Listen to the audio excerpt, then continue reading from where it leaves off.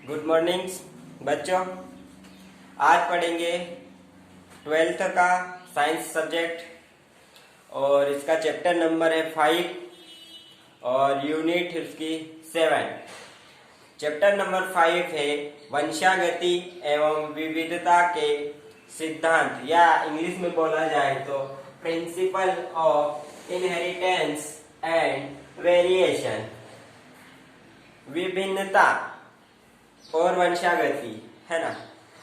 वंशागति और विविधता के बारे में तो आप जानते होंगे। देखा जाए जैसे कि जनरली कि जो प्रजनन करने की जो क्षमता होती है वो प्रत्येक जीव धारी का क्या होता है, महत्वपूर्ण लक्षण होता है।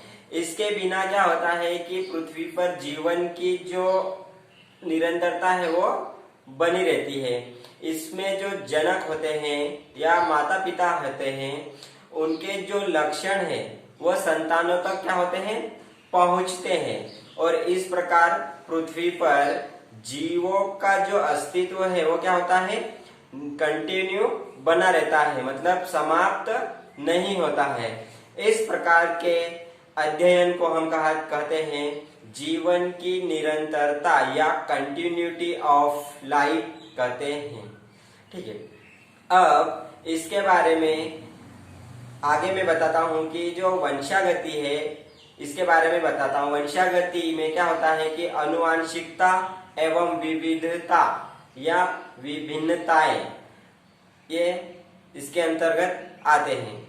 तो जो वंशागति है इसके अंतर्गत क्या क्या आता है, आनुवांशिकता और क्या आता है, विभिन्नताएं। तो देख लो कि आनुवांशिकता किसको कहा जाता है। तो आनुवांशिकता क्या होता है कि जो प्रत्येक जीव अपने लक्षण को माता पिता से क्या करता है, ग्रहण करता है। क्या करता है, ग्रहण करता है। और इन लक्षणों को क्या करता है, एक पीढ़ी से दूसरी पीढ़ी में पहुंचाने का काम करते हैं। और इस प्रकार के जो एक पीढ़ी से दूसरी पीढ़ी में जो लक्षण जाते हैं उसको ही क्या कहा जाता है, आनुवांशिकता या हेरिडिटी कहा जाता है। इतना समझ में आया। जैसे आप एग्जाम के तौर पर समझ लो कि जीव अपने माता पिता या भाई बंधु अथवा अपनी जाति के सदस्यों के साथ क्या करते हैं, समानता प्रदर्शित करते हैं। जैसे मनुष्य की संतान हमेशा मनुष्य होती है, गाय की संतान हमेशा गाय होती है, बंदर की संतान हमेशा बंदर होती है। तो इस प्रकार से जो जीव है अपनी जाति के समान ही क्या करते हैं, अपने लक्षणों को ग्रहण करते हैं। अब इसके बाद आगे देखते हैं अपन। चलो देखो, इस प्रकार आनुवंशिकता के कारण पीढ़ी दर पीढ़ी जीवों में क्या होती है, समानता बनी रहती है। अब देखो वंशागति या आनुवंशिकता की परिभाषा कैसे बताएंगे आप। देखो कि आनुवंशिकता का अध्ययन जीव विज्ञान की एक शाखा के अंतर्गत की जाती है। जैसे आनुवंशिकी कहा जाता है या जेनेटिक्स कहा जाता है। देखो इसकी परिभाषा के अनुसार मैं बताता हूं। देखो आनुवंशिकता और विभिन्नता के सम्मिलित अध्ययन को आनुवंशिकी कहा जाता है। आनुवंशिकता और विभिन्नता, आनुवंशिकता क्या होती है कि जो पीढ़ी दर पीढ़ी क्या होते हैं, लक्षणों को क्या करते हैं, एक अपनी संतानों में ट्रांसफर या स्थानांतरण करते हैं। और विभिन्नता क्या होता है, विभिन्नता मतलब वेरिएशन। वेरिएशन का मतलब होता है कि जो जाति है वो दूसरी जाति से कैसे विभिन्नता, वो अनुकूल वातावरण से होता है। जैसे मनुष्य के सदस्यों की एक जाति अलग है ना, जानवरों की जाति अलग है, जैसे गाय है, भेड़ है, ठीक है, आदि इस प्रकार के जीव है, उनमें अलग अलग भिन्नताएं पाई जाती है। अब भिन्नताएं की परिभाषा देख लो। मतलब इसमें क्या होता है कि एक ही जाति के विभिन्न सदस्य होते हैं आगे देखो देखो और समझ लो कि क्या होता है वेरिएशंस। ठीक है, एक ही जाति के विभिन्न सदस्यों में पाए जाने वाले बाह्य आकारिकी, कार्यकी और कोशिकीय व्यवहार एवं अन्य सभी अंतर को सामूहिक रूप से क्या कहा जाता है?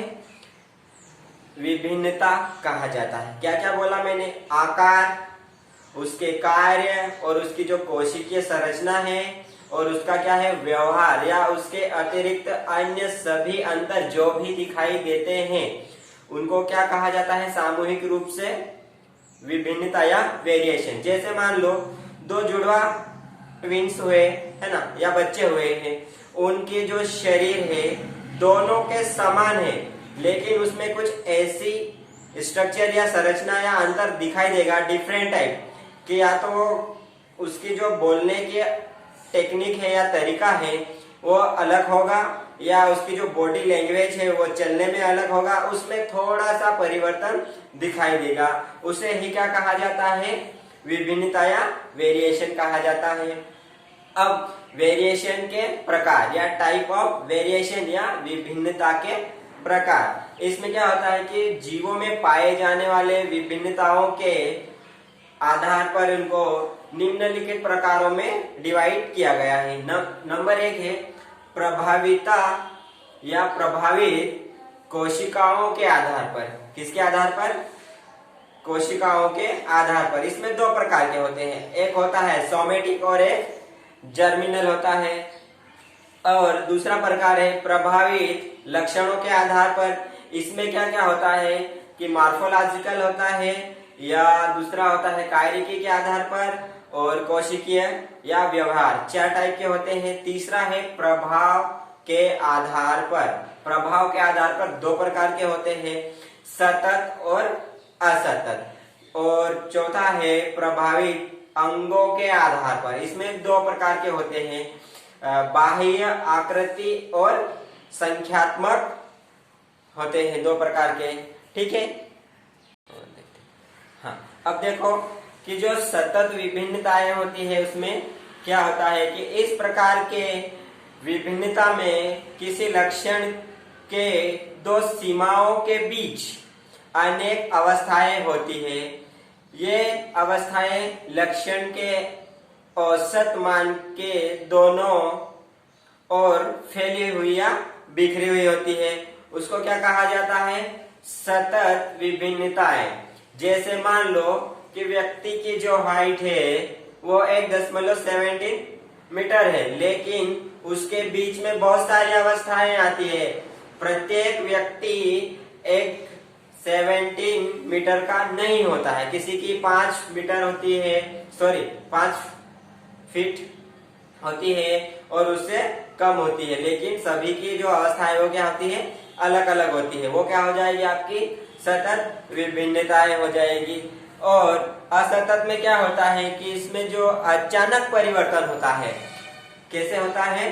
अचानक परिवर्तन होता है, जिस कारण से उसको असतत विभिन्नताएं कहा जाता है। जब मान लो कोई बच्चा छोटा सा होता है, दिखाई देता है, लेकिन उसकी अचानक से ग्रोथ हो जाती है, तो ये क्या होते हैं? असतत विभिन्नताएं हो जाती है। अब इसके बाद देखते हैं विभिन्नताओं के महत्व या इम्पोर्टेंस ऑफ वेरिएशन।